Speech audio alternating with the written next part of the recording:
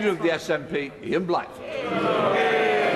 Thank you, Mr Speaker, and I'm sure you and the entire House will want to join me in welcoming the Remembering Srebrenica campaign that launched their yearly events in Parliament last night, and we all must continue to strive for ongoing peace in Bosnia.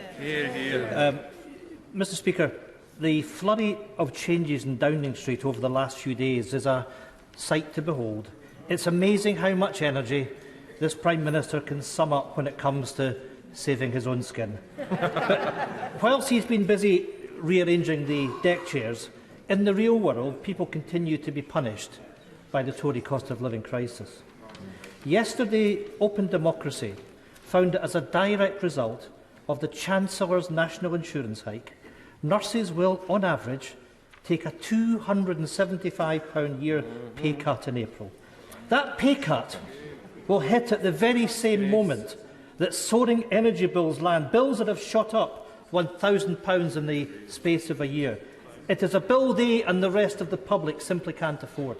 So rather than the Prime Minister and the Chancellor scrapping over the Tory leadership, will they do something useful and scrap their regressive hike in national insurance?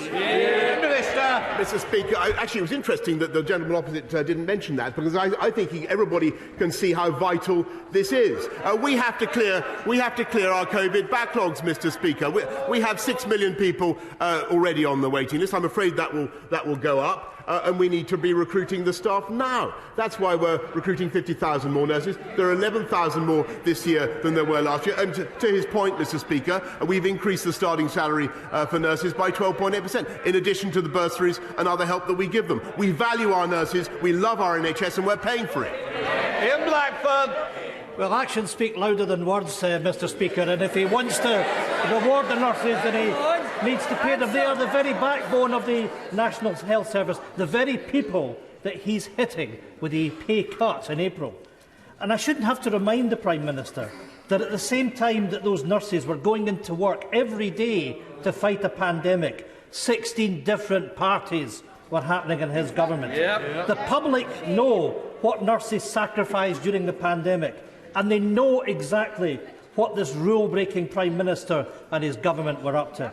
So are the Prime Minister and his Chancellor seriously telling those nurses that the reward for seeing us through the pandemic is a £270 wage cut? Mr Speaker, what we're telling the people of this country now, what fantastic nurses, is that we back them all the way. And what they want is more nurses, Mr Speaker. That's why there are record numbers in training. That's why we have 11,000 more in the NHS now this year than there were last year, Mr Speaker. And those, I think, are fantastic investments in our country and our society. And I must say that I think it's peculiar that this, as I understand it, the Scottish Nationalist Party's approach to healthcare is now to cut off the bottom of doors in schools in Scotland in order to improve ventilation.